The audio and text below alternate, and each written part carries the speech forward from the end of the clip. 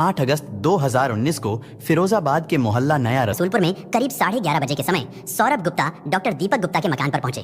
दरअसल सौरभ गुप्ता डॉक्टर दीपक के बेहद करीबी दोस्त थे, इसीलिए वो उनसे मिलने के लिए उनके घर पर आए थे। सौरभ गुप्ता जब डॉक्टर दीपक के घर पहुंचे तब उनके होठों पर मुस्कुराहट थी। जिस गली में डॉक्टर गुप्ता का घर था उस गली में हर दिन की तरह लोगों की आवाजाही थी और सभी लोग अपने अपने कार्यों में व्यस्त थे। इसके बाद सौरभ ने डॉक्टर दीपक गुप्ता के घर का दरवाजा खटखटाया, लेकिन किसी ने भी दरवाजा नहीं खोला और ना ही अंदर से कोई आवाज आई। इस पर सौरभ ने दरवाजे को थोड़ा सा धक्का दिया तो अचानक दरवाजा खुल गया। सौरभ ने देखा कि दरवाजे के अंदर डॉक्टर दीपक का 2 साल का बेटा दीवित खड़ा था।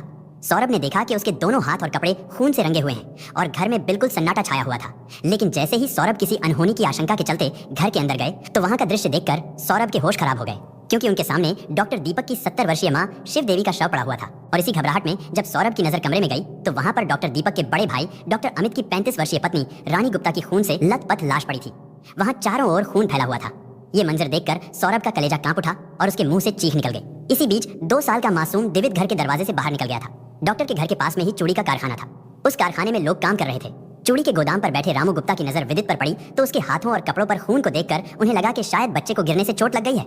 उन्होंने दिवित को गोद में उठा लिया और उसकी चोट तलाशने लगे, लेकिन तभी सौरभ चीखते चिल्लाते हुए घर के बाहर आया। उसके शोर मचाने पर आसपास के लोग भी वहां पर पहुंच गए। डॉक्टर गुप्ता के घर के बाहर एकत्र लोगों को लगा कि शायद बदमाश हत्या करने के बाद छत पर चढ़कर पीछे के रास्ते से फरार हो गए होंगे। इसी आशंका के चलते कुछ लोग लाठी डंडे लेकर मकान की छत पर गए, लेकिन वहां पर उन्हें कोई भी नहीं मिला, क्योंकि ये मकान शहर के नामचीन बाल रोग विशेषज्ञ डॉक्टर LK गुप्ता का पुश्तैनी मकान था, जिसमें उनके तीसरे नंबर के भाई डॉक्टर दीपक गुप्ता अपनी पत्नी दीप्ति गुप्ता और बेटे के साथ तथा दूसरे नंबर के भाई अमित गुप्ता और उनकी पत्नी रानी तथा मां शिव देवी के साथ रहते थे। जबकि खुद डॉक्टर LK गुप्ता अपने परिवार और बूढ़े पिता डॉक्टर वेद प्रकाश के साथ शहर के ही मोहल्ला नई बस्ती में रहते थे। इसलिए सौरभ ने फोन करके इस घटना की जानकारी डॉक्टर दीपक गुप्ता और उनके बड़े भाई डॉक्टर LK गुप्ता को दे दी। साथ ही उन्होंने इस घटना की सूचना रसूलपुर के थाना प्रभारी को भी देने की कोशिश की, लेकिन उनका फोन बंद था। इसके बाद उन्होंने 100 नंबर पर भी कॉल की, लेकिन कई बार नंबर डायल करने के बाद भी कॉल रिसीव नहीं की गई और आखिर उन्होंने घटना की सूचना SSP सचिंद्र पटेल को दी। इसके बाद SSP सचिंद्र पटेल दोपहर करीब 12 बजे SP प्रबल प्रताप सिंह और पुलिस टीम के साथ घटनास्थल पर पहुंच गए। इधर जब यह दुखद सूचना डॉक्टर LK गुप्ता को मिली थी तब वो और उनकी पत्नी doctor Nita Gupta medical college Firozabad में मरीजों को देख रहे थे। इसके बाद आनन फानन में डॉक्टर LK गुप्ता अपनी पत्नी के साथ अपने पैतृक घर पहुंच गए। कुछ ही देर में अन्य घर वाले भी वहां पहुंच गए थे। इसके बाद पुलिस ने घटनास्थल को सील कर दिया ताकि सबूतों से किसी तरह की कोई छेड़छाड़ ना की जा सके। मामले की गंभीरता को देखते हुए SSP सचिंद्र पटेल ने फॉरेंसिक टीम को भी मौके पर बुला लिया था। दिन दहाड़े हुए इस दोहरे हत्याकांड की खबर कुछ ही देर में पूरे इलाके में फैल गई और देखते ही देखते घटनास्थल पर लोगों की भारी भीड़ जुट गई। लोगों का आक्रोश और बढ़ती भीड़ को देखकर किसी अनहोनी की आशंका में पुलिस अधिकारियों को फिरोजाबाद के थानों के अलावा जिले के अन्य थानों से भी फोर्स बुलानी पड़ी। इधर सूचना मिलने पर CO doctor Arun Kumar Singh, CO Sanjay Verma भी मौकाए वारदात पर पहुंच गए थे। इसके बाद पुलिस अधिकारियों ने दोनों शवों की जांच की तो पता चला कि दोनों महिलाओं की हत्या बड़ी बेरहमी से गला रेत कर की गई थी। रानी का शव कमरे में पड़ा था। उसके शव के पास ही एक हथौड़ा और एक चाकू भी पड़ा था। रानी के पैरों के पास ही उसकी सास शिव देवी का शव पड़ा था। उनके पैर कमरे के बाहर आंगन में थे। जांच के दौरान ये चीज भी सामने आई कि खुद को हत्यारे से बचाने के लिए सास और बहू ने काफी संघर्ष किया था, क्योंकि उन दोनों के गले कटे होने के साथ साथ उनके शरीर पर भी कई जगह चोट के निशान थे। घटनास्थल के हालात देखने से लग रहा था कि रानी की हत्या पहले की गई होगी और उस समय सास शिव देवी ऊपर वाले कमरे में रही होगी। ऊपर की मंजिल पर लोहे के जाल के पास लगे नाली के पाइप पर भी खून लगा हुआ था। पुलिस ने अनुमान ये लगाया था कि पहले शिव देवी के सिर पर हथौड़े से प्रहार किया गया और फिर बाद में उन्हें घसीटते हुए नीचे लाया गया। नीचे जाकर उनकी भी गला रेतकर हत्या कर दी गई। घर में चारों तरफ खून फैला हुआ था। नीचे वाले कमरे में पलंग के पास रखी अलमारी भी खुली हुई थी और उसका सारा सामान बिखरा पड़ा था। मकान के ऊपर वाले हिस्से में सीढ़ियों के बाईं तरफ वाले कमरे में रखी अलमारी भी टूटी हुई थी और उसका भी सामान बिखरा हुआ था, लेकिन दूसरे कमरे में रखी अलमारी का केवल हैंडल ही टूटा हुआ था। और इसका मतलब ये था कि इस अलमारी को भी खोलने का प्रयास किया गया था, लेकिन हत्यारे सफल नहीं हो पाए थे। इसके बाद फॉरेंसिक टीम ने अलमारी तथा अन्य स्थानों से फिंगरप्रिंट और अन्य सबूत एकत्र किए। घर वालों ने बताया कि मकान के ऊपरी हिस्से में छोटा भाई दीपक गुप्ता, जबकि निचले हिस्से में दूसरे नंबर का भाई अमित गुप्ता अपनी पत्नी रानी, बेटी रिया और बेटे ईशु के साथ रहता था। घटना के समय दीपक के बेटे दिवित को छोड़कर बाकी सब बच्चे स्कूल गए हुए थे। इस घटना के बाद सभी बच्चों को स्कूल से बुला लिया गया था। हालांकि पुलिस थाना घटनास्थल से कुछ ही दूरी पर था, लेकिन फिर भी पुलिस घंटों बाद पहुंची थी और फिर भी हत्यारों का सुराग तलाशने में डॉग स्क्वाड टीम को नहीं बुलाया गया था। इसलिए स्थानीय लोगों ने फोन करके ये बात सदर विधायक मनीष असीजा को बताई। उस दिन वो लखनऊ में थे, लेकिन घटना की जानकारी मिलने पर उन्होंने इसके बारे में गृह सचिव और DGP को बताया। DGP तक मामला पहुंचने के बाद दोपहर लगभग 2:15 बजे IG सतीश गणेश अपने साथ डॉग स्क्वाड की टीम लेकर मौकाए वारदात पर पहुंचे। लेकिन उस समय तक तो उस गली के अंदर और घटनास्थल पर सैकड़ों लोग आ जा चुके थे, इसलिए खोजी कुत्ता भी हत्यारे के बारे में कोई भी सुराग नहीं दे सका था। लोगों के अंदर इस बात को लेकर आक्रोश था कि घटनास्थल से थाना मात्र 300 मीटर की दूरी पर है। इसके बावजूद भी पुलिस सूचना देने के आधे घंटे बाद घटनास्थल पर पहुंची थी गुस्साए लोगों को एसएसपी सचिंद्र पटेल ने भरोसा दिलाया कि इस जघन्य हत्याकांड का खुलासा शीघ्र ही कर दिया जाएगा। ये रसूलपुर थाना क्षेत्र का मामला है, जिसमें हम लोग करीब 11:11 के आसपास सूचना मिली थी कि दो महिलाओं का जो है मर्डर हो गया है। घटनास्थल पे हम लोग जब पहुंचे तो उसमें एक बुजुर्ग महिला और एक उनकी बहू, ये दो लोगों की डेड बॉडी थी। संभवतः धारदार हथियार से उनकी हत्या की गई है। इस पूरे घटना में महत्वपूर्ण हम लोग को सुराग मिले हैं और हम लोग को उम्मीद है जल्दी हम लोग इसमें अभी तो गिरफ्तारी भी कर लेंगे। महत्वपूर्ण तथ्य हमारी जानकारी में आए हैं, कुछ सीसीटीवी फुटेज हम लोग देख रहे हैं और अभी इस समय हम उनको शेयर नहीं करना चाहेंगे, लेकिन शीघ्र ही घटना का नाम इसमें हो जाए। डॉग स्क्वाड और फोरेंसिक टीम की जांच पूरी हो जाने के बाद पुलिस ने उन दोनों शवों को पोस्टमार्टम के लिए जिला हॉस्पिटल भेज दिया। एसएसपी सचिंद्र पटेल ने हत्यारे के शहर से बाहर भागने की बात को मद्देनजर रखते हुए पुलिस को railway station, roadways bus stand तथा प्राइवेट बस स्टैंड पर भी चेकिंग करने के आदेश दे दिए थे। देखने से ऐसा लगता था कि इस वारदात को अंजाम देने वाले बदमाशों को पहले से ही घर की पूरी जानकारी थी कि सुबह के समय घर पर कौन कौन रहता है, क्योंकि मृतक रानी की बेटी रिया 10वीं कक्षा की और बेटा ईशु 8वीं कक्षा का छात्र है। इसलिए गुरुवार को वो दोनों सुबह सुबह स्कूल चले गए थे। सुबह 9 बजे डॉक्टर दीपक गुप्ता रामनगर स्थित स्वास्थ्य केंद्र पर थे, जबकि रानी गुप्ता के पति अमित गुप्ता दोनों बच्चों का लंच बॉक्स देने के लिए 9:30 बजे स्कूल चले गए थे। फिर वहां से वो भी अपनी पैथोलॉजी लैब चले गए थे।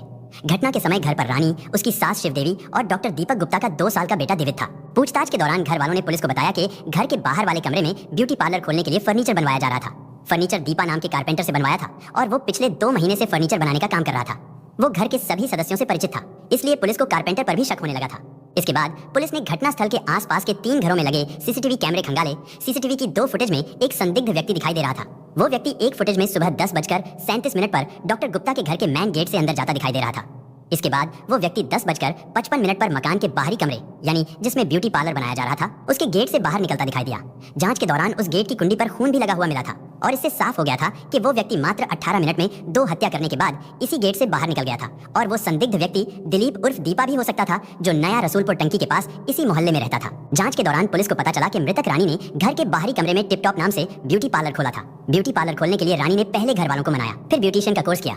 उस ब्यूटी पार्लर का उद्घाटन घटना से 2 दिन पहले यानी 6 अगस्त को हुआ था और इस ब्यूटी पार्लर के लिए फर्नीचर बनाने का काम कारपेंटर दिलीप उर्फ दीपा ने किया था। रानी का ब्यूटी पार्लर का सपना पूरा तो हो गया था, लेकिन उसके 2 दिन बाद ही किसी क्रूर हत्यारे ने उसे मौत के घाट उतार दिया था। इधर मासूम दिवित को डॉक्टर दीप्ति अपनी जेठानी के पास छोड़कर अपनी ड्यूटी पर चली जाती थी, इसलिए दिन भर वो अपनी दादी और ताई के साथ खेलता और उन्हें हंसाता रहता था। लेकिन इस घटना के बाद 2 साल का मासूम विदित बेहद उदास हो गया था। कभी वो एकटक देखता तो कभी चीख चीख कर रोने लगता। उसकी आंखों में अपनी दादी और ताई की हत्या का खौफनाक मंजर कैद हो गया था। इधर कारपेंटर दिलीप के शक के घेरे में आने पर दोपहर 2 बजे पुलिस उसके घर पहुंची। पुलिस ने उसकी पत्नी रोनी से दिलीप के बारे में पूछताछ की। इसके बाद रोनी ने पुलिस के सामने ही अपने पति से मोबाइल पर बात की तो उसने बताया कि वो इस समय काम करने के लिए आसिफाबाद की तरफ आया हुआ है।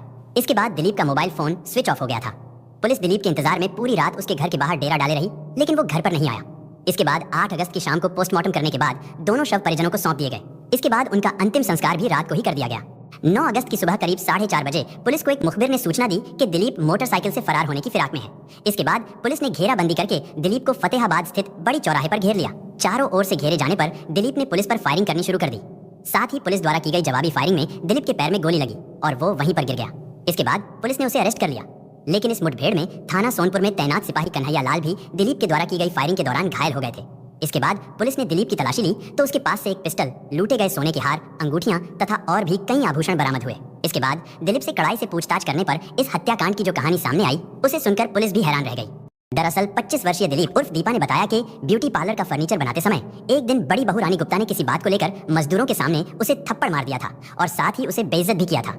दिलीप अपनी इस बेइज्जती पर खून का घूंट पीकर रह गया था, लेकिन उसने उसी दिन ये तय कर लिया था कि वो इस अपमान का बदला जरूर लेकर रहेगा।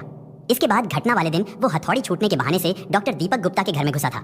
उस दिन उसके सिर पर खून सवार था। दिलीप ने बताया कि उसने घर में घुसते ही रानी से कहा कि मैडम जी, यहाँ पर मेरी हथौड़ी छूट गई थी, मैं उसे लेने के लिए आया हूँ। इस पर रानी ने कहा कि देख लो तुम्हारी हथौड़ी कहाँ पर रह गई थी। इसके बाद वो रानी के पीछे पीछे कमरे में पहुंचा और अपने साथ लाए चाकू से उसने रानी गुप्ता का गला रेत दिया। उसकी चीख सुनकर शिव देवी जो ऊपरी मंजिल से नीचे आ रही थी, उन्होंने ये दृश्य देखा तो उन्होंने बहू को बचाने के लिए शोर मचाने की कोशिश की। इसके बाद दिलीप ने शिव देवी का भी गला रेत कर उनकी हत्या कर दी। 2 साल का मासूम दिवित भी वहीं पर था, लेकिन उस पर दिलीप को प्यार आ गया था क्योंकि वो मासूम था, इसलिए उसने उसे जिंदा छोड़ दिया। इसके बाद उसने अलमारियों में रखी नकदी और गहने चोरी किए और फिर ब्यूटी पार्लर वाले कमरे के गेट से वो बाहर निकल गया। हत्या के समय सास और बहू द्वारा अपने बचाव के लिए किए गए संघर्ष के दौरान दिलीप के हाथ की एक उंगली भी कट गई थी। इस घटना को अंजाम देने के बाद दिलीप ने अपनी दुकान के पास एक क्लिनिक में जाकर उंगली पर पट्टी भी कराई थी।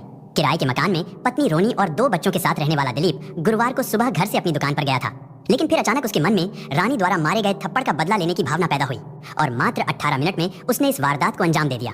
इस दोहरे हत्याकांड को अंजाम देने के बाद दीपा कुछ देर बाद फिर से घटनास्थल पर पहुंचा और वहां वो अपनी शर्ट उतारकर गुस्साई भीड़ में शामिल हो गया। इस बीच वो पुलिस की जांच को भी देख रहा था।